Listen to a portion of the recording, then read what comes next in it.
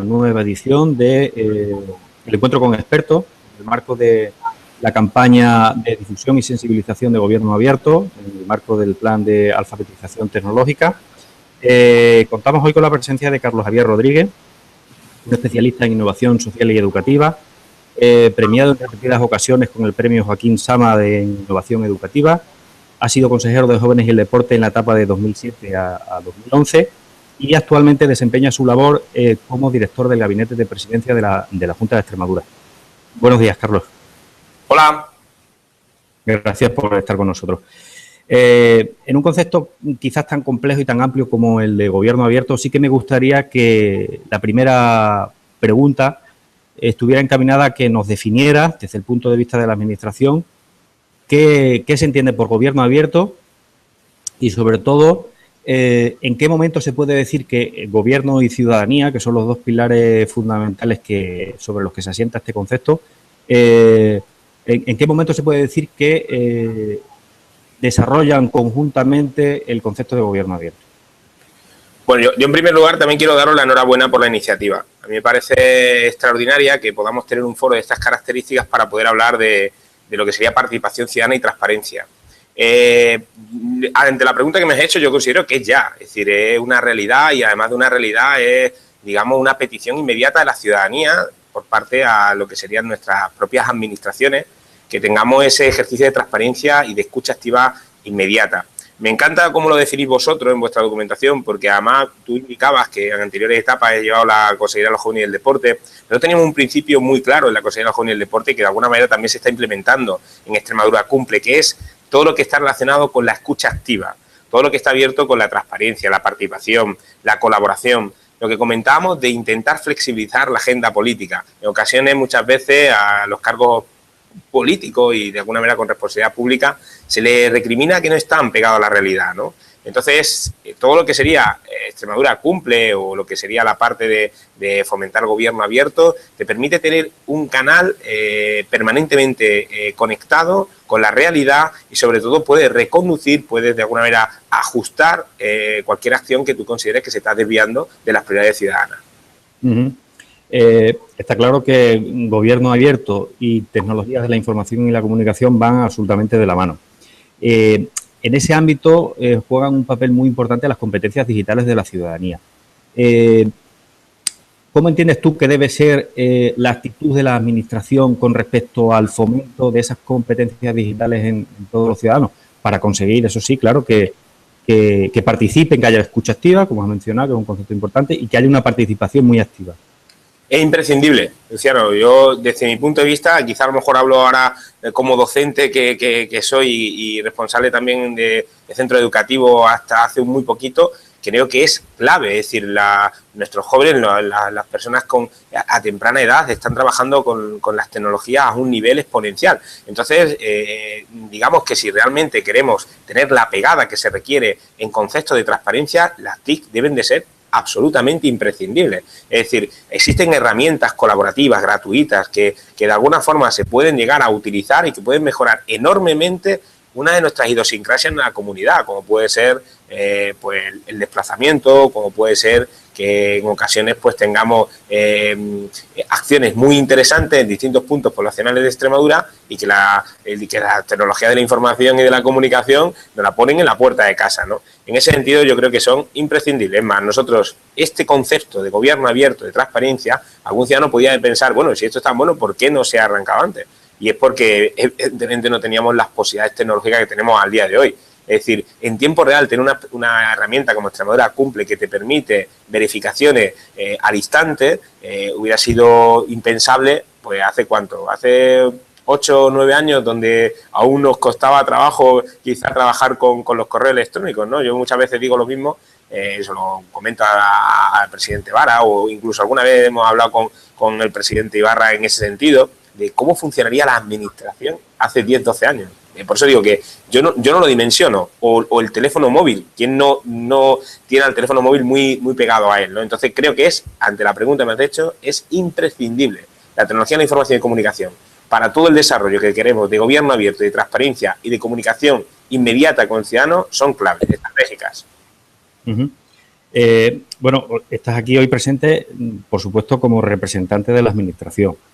Y en ese sentido, pues queremos preguntarte, la iniciativa Extremadura cumple, en el contexto del concepto de gobierno abierto, ¿qué papel juega? ¿Qué ofrece al ciudadano?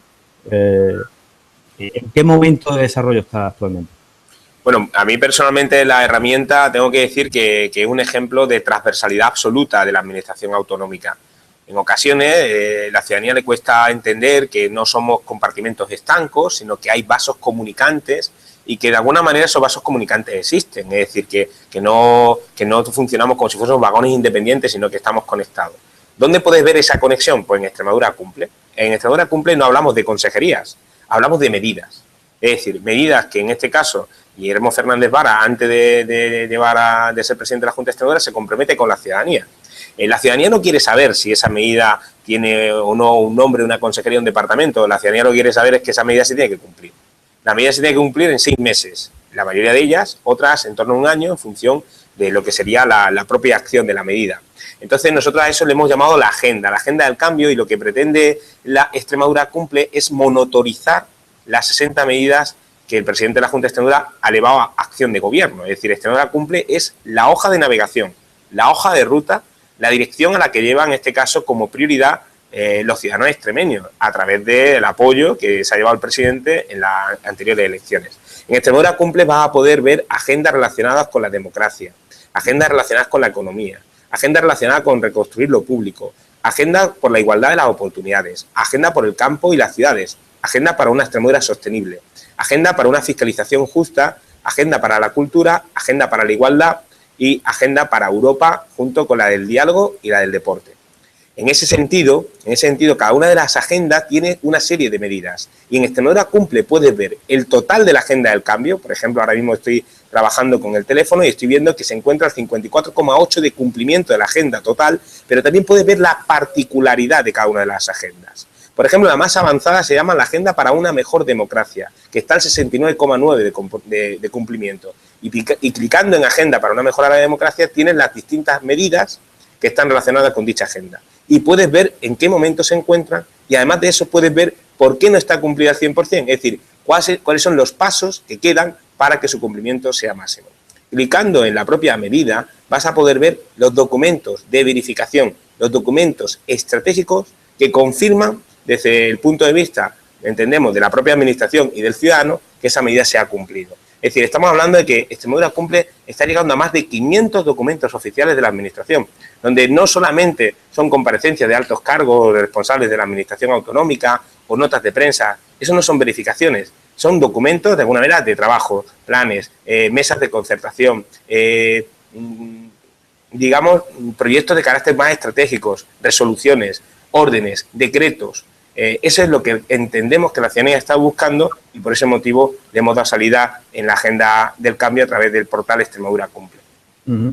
El nivel de transparencia que se adquiere con una herramienta como esta es muy de valorar, porque sobre todo cuando hablamos de porcentajes, ¿no? 54,8%, 60% en el aspecto de mejora de la democracia.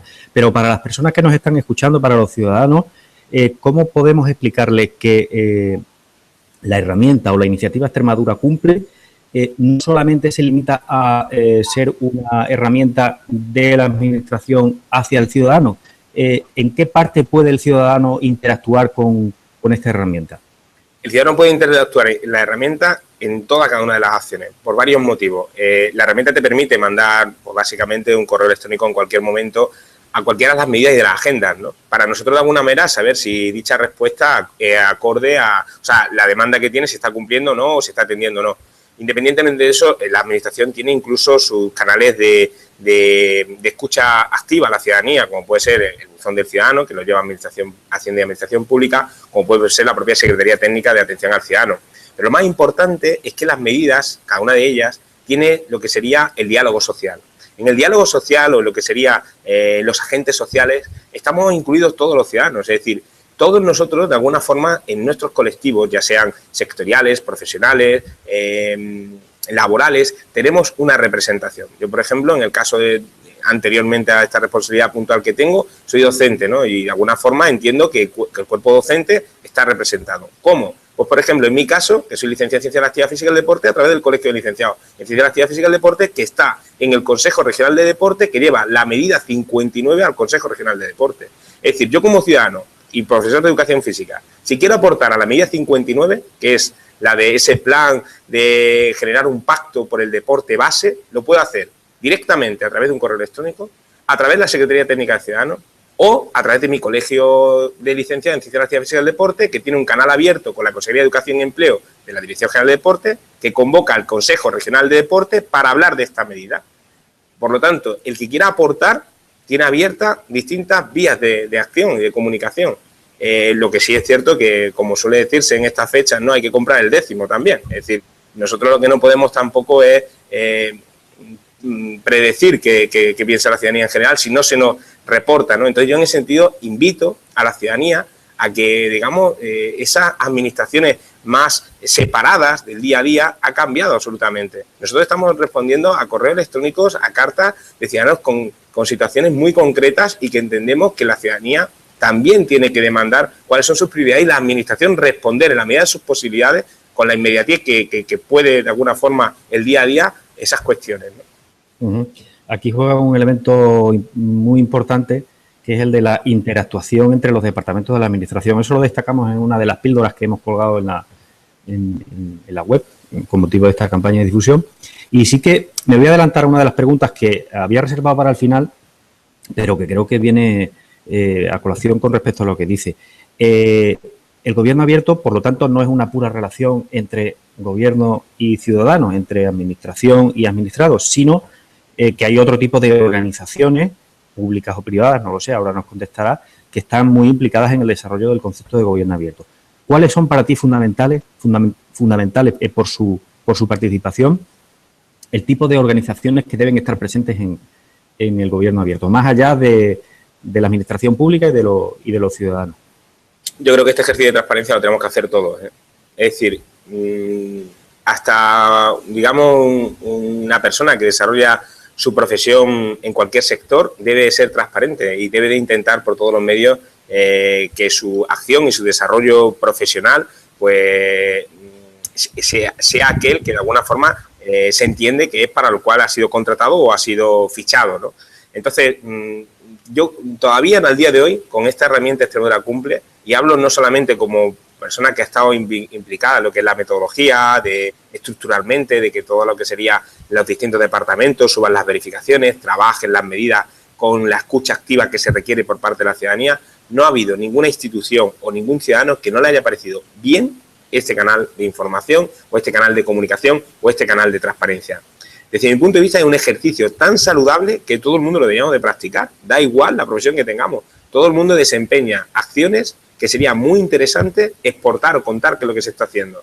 El presidente Vara lo dice también una frase muy significativa. Dice, no voy a hacer nada que no pueda contar. Claro. O sea, evidentemente, si hace algo que no puedes contar, no es lo adecuado. Porque evidentemente hay alguna otra parte que a lo mejor quiere saber qué es lo que está ocurriendo y por prudencia, porque no procede, porque una cuestión a lo mejor que puede perjudicarle o puede beneficiarle, lo ocultas. Esa no es la filosofía. Por eso nosotros, de alguna manera, la impronta de este gobierno es de absoluta transparencia, hasta el punto de que estáis viendo que en este caso nuestro Guillermo tiene un diario diario. En el diario vaya a poder conocer la realidad y la inmediatez a un nivel exponencial. O sea, las declaraciones de Guillermo de ayer con respecto a lo que ocurrió con los presupuestos se conoció por el blog. O sea, si seguí un poco la agenda de comunicación, ayer no hubo declaraciones, porque ya se habían hecho las declaraciones en la Asamblea. ¿Dónde hay declaraciones? Pues en su diario. Hubiera sido anormal que si diariamente está contando lo que hace, lo que cuenta, qué le preocupa, que ayer hubiera hablado de otra cosa que no fuese eso. Ese es el nivel de complicidad que se está buscando, pero no solamente nosotros, sino en general la ciudadanía, porque no hay que olvidar que un responsable público es un ciudadano. Y de hecho, llega un momento en que no sabes si estás hablando con el responsable de la administración o con una persona, y es que ese es de alguna forma a donde tenemos que ir. No podemos permitir ese concepto lejano o fuera de la realidad del político, porque no es cierto. Y en ese sentido, no sé, espero haber respondido a tu pregunta. Es decir, cualquier administración, cualquier institución, cualquier persona está en predisposición de ser transparente y de propiciar que su entorno sea transparente. Nosotros ahora mismo nuestros interlocutores más potentes, como debido a su representación son los agentes sociales, como bien sabes, tanto los sindicatos como la patronal, porque evidentemente hay medidas muy llamativas con respecto a la economía. Pero más allá de esas medidas, te digo que hay numerosos colectivos que quizás a lo mejor no son tan mediáticos, que están haciendo aportaciones muy buenas. Y estoy hablando de incluso asociaciones juveniles o asociaciones medioambientales o una asociación de vecinos que tienen un nivel de actividad que, desde mi punto de vista, estamos valorando cómo ficharla cuando acabe este proyecto Extremadura Cumple, porque es una posibilidad extraordinaria el tener a un vigía de esas características en el territorio, ¿no? Bien, hasta ahora has dejado muy claro y has puesto encima de la mesa las tres bases fundamentales del concepto de gobierno abierto, que son transparencia, colaboración y participación, en esta especie de nuevo contrato social, entre comillas, que podemos decir que inaugura el concepto de gobierno abierto. Y hasta aquí has mencionado y has puesto como ejemplo pues todo lo que se consigue a través de iniciativas como la de Extremadura Cumple. Pero sí que me gustaría preguntarte qué parte es la que, no sé si decir tanto falla o falta en todo ese proceso, porque el gobierno abierto es un proceso, no es una estación de destino, es un proceso. ¿Qué elementos son los que fallan o faltan para que podamos decir que realmente estamos empezando a concienciarnos, a sensibilizarnos sobre la importancia que tiene el gobierno abierto para la ciudadanía? Hombre, pues algo tiene que estar fallando, porque no podía ser noticia esto. Es lo que le comentaba a vuestros compañeros, es decir, esto que estamos haciendo debería ser algo tan normal que no podría ser una noticia para contar. Es sorprendente que la comunidad ahora mismo en gobierno abierto, en transparencia, a nivel de verificaciones de documentos oficiales como cumple, solamente sea Extremadura. Es decir, no puede ser. O sea, yo considero que es necesario ir a este modelo. Internamente, ¿qué es lo que tenemos? ¿Qué margen de mejora tenemos? Mucho. Ten en cuenta que estamos explorando, digamos, unas herramientas que para nosotras, para la propia administración, es muy novedosa. Nunca había ocurrido este tipo de ejercicio de transparencia y de escucha y de participación colaborativa. ¿En qué es lo que estamos haciendo? Pues mira, estamos haciendo obras en una casa que a la vez tenemos que habitar. Entonces tenemos que hacer la obra en una habitación, pero no la podemos hacer en la casa entera, porque tenemos que vivir en ella, es la única casa que tenemos. Entonces estamos reajustando en tiempo real. Por ejemplo, nos estamos dando cuenta que hay medidas que en su momento se concibieron de una manera, pero una vez que hemos empezado a trabajar con todos los agentes implicados, hay que girar, hay que virar, hay que de alguna manera reajustar. Pues no pasa nada. Es decir, el documento es dinámico, es flexible. No podemos hablar, como bien decís vosotros en vuestra documentación, de agenda política flexible y a la primera de cambio nos ponemos y decimos, no, es que la medida era esta. No. La medida lo que se pretende es claramente una orientación. Entonces, en ese sentido, decirte que creo que es necesario seguir trabajando en la flexibilidad. Creo que es necesario incrementar esa cultura ciudadana de que todo el mundo pueda aportar y que es posible que esas aportaciones se implementen en acciones concretas.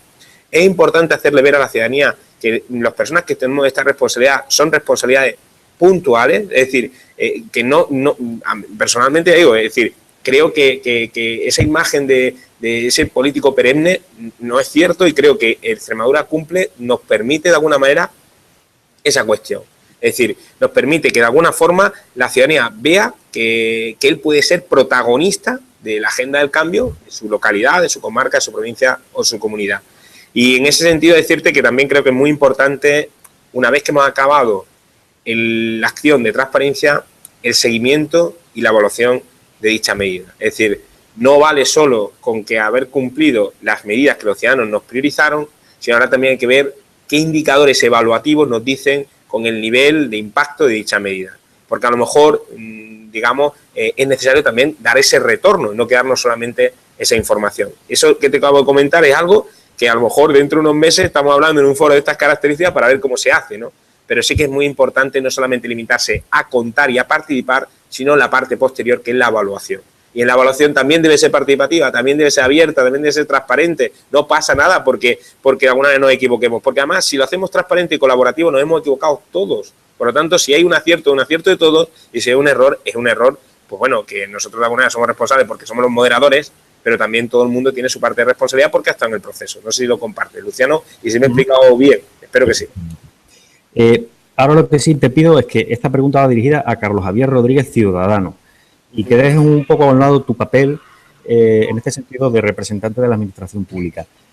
¿Cómo consideras, desde el punto de vista ciudadano, como te digo, en qué momento funciona realmente un gobierno como gobierno abierto? ¿Cuáles son los elementos que a ti como ciudadano te llevan a pensar, conociendo un poco cuál es el entramado que hay detrás del gobierno abierto, transparencia, colaboración, participación, cuando tú como ciudadano consideras que se están sentando las bases para que un gobierno consiga ser un gobierno abierto? Yo creo que uno de los indicadores más importantes es el tiempo de respuesta. Es decir, si hay ciudadanos, colectivos, agentes que se quieren sentar con responsables de la administración pública y no se sientan o se sientan demasiado tarde, estamos fallando, ¿eh? No, esa apertura que decimos no es una apertura real. Otra cosa muy distinta es que a la hora de sentarme lo que nos propongan sea más o menos viable. No sé si me explico. Es decir, si a mí una propuesta como gestor público veo que el interés es de muy particular y no general, entiendo que en esa reunión o ese encuentro tenga que marcar la posición general del interés público. Pero que haya, digamos, opciones a que te cuenten, a que te aporten, a que de alguna manera te transmitan y haya cierto retraso en ese canal de comunicación, estamos fallando. Por lo tanto, yo creo que la transparencia de un gobierno es abierto en tanto en cuanto más mejora o mejor tiempo de respuesta tiene en eso que decimos de la escucha activa. ¿Es correcta? ¿Te vale mi respuesta? O sea, más claro. Sí, o sea, sí, porque además enlaza con todo lo que has comentado anteriormente. Eso es, si el tiempo de respuesta es elevado, somos menos abiertos. Si el tiempo de respuesta, digamos, en base a las prioridades y la urgencia de la misma es prudencial, estamos siendo muy cercanos y muy abiertos. Desde mi punto de vista, el tiempo de respuesta de la administración está siendo bastante...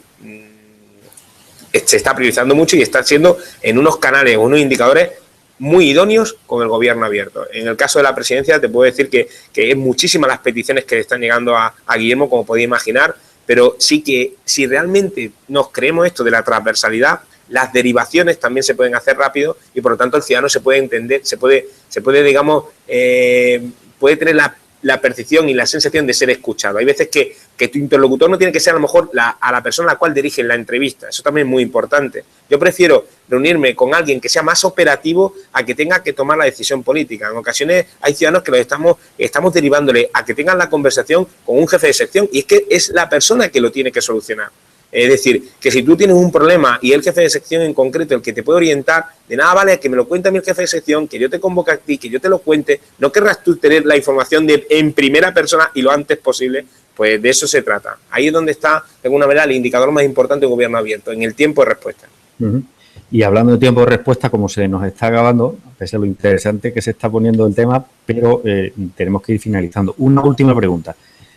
¿Podrías ponernos algún ejemplo, además del que ya has comentado extensamente, que es Extremadura Cumple, algún otro ejemplo de alguna actividad, alguna iniciativa, algún proyecto que nazca desde la propia administración pública o de algún otro tipo de entidad pública o privada que quieras destacar en el plano del gobierno abierto, aquí o fuera de nuestra frontera? Ese va a ser... a ver, nosotros lo que decimos, es decir, hay ejemplos internacionales, que decíamos el ejemplo chileno, que ha sido muy llamativo de cómo la ciudadanía ahí arranca a la administración un seguimiento de gobierno abierto, ¿no? Quizás, ahí lo voy a hacer, yo siento mucho, es decir, quizás a lo mejor como tengo mucho tiempo en lo nuestro, no quiero ser... egocéntrico en lo que es la respuesta, pero la mayoría de los ejemplos me vienen son de los que conozco. Entonces es una pena porque va a decir, bueno, claro, es que vienes a contar solo de tu libro, ¿no? Y es cierto que me cuesta trabajo el poner un ejemplo de estas características o similar o parecido, porque de verdad creemos que los hay, pero me gustaría que la ciudadanía que nos está escuchando entrase en Extremadura Cumple y viese las verificaciones que hay. Es decir, no todo es transparente. Tenemos un problema con el gobierno abierto, que nos puede pasar con la palabra emprendedor, que al final se acaba desvirtuando y realmente como empezó el concepto de emprendedor, ahora ya a lo mejor cuando hablas de emprendedor parece que está manía, ¿no? Entonces, si a todo lo llamamos gobierno abierto y se empieza a poner ejemplos de acciones de gobierno abierto que no sean el concepto del que hemos hablado, a lo mejor puedo desorientar. Yo, en ese sentido, a lo que mejor me remito sería dentro de alguna de las acciones de Extremadura Cumple todo lo que es la parte de la agenda del cambio de la concertación social. Yo creo que ahí está viendo ese ejemplo de administraciones que están dentro de lo que sería este programa de gobierno abierto, que también ellas mismas están haciendo ese ejercicio de transparencia en su estructura. Y otro ejemplo que creo que va a llamar mucho la atención en el 2016 va a ser el Plan de Juventud. El Plan de Juventud del Instituto de la Juventud va a ser otro ejemplo más de cómo una institución, que no es el gobierno, digamos, general o transversal, sino una institución como el Instituto de la Juventud, con un montón de agentes alrededor, son capaces de trabajar ese gobierno abierto en la metodología, en los principios que estamos hablando. Estupendo. Pues Carlos Javier Rodríguez, director del Gabinete de Presidencia de la Junta de Extremadura, muchísimas gracias por tu colaboración, por tu respuesta y por habernos dejado un poco más claro qué es el gobierno abierto. Nada, hombre, gracias a vosotros. La verdad que me hubiera quedado aquí hablando de esto, pues eso, toda la mañana. Y os felicito, de verdad, por el trabajo, por la jornada. Y si hay alguien que os llega alguna petición o alguna otra cuestión que quiera saber más de Extremadura Cumple o de cómo está trabajando la Junta de Extremadura en Gobierno Abierto, nos hacéis llegar, que encantadísimo le vamos a responder, ¿vale? Muchísimas gracias. A vosotros. Saludos.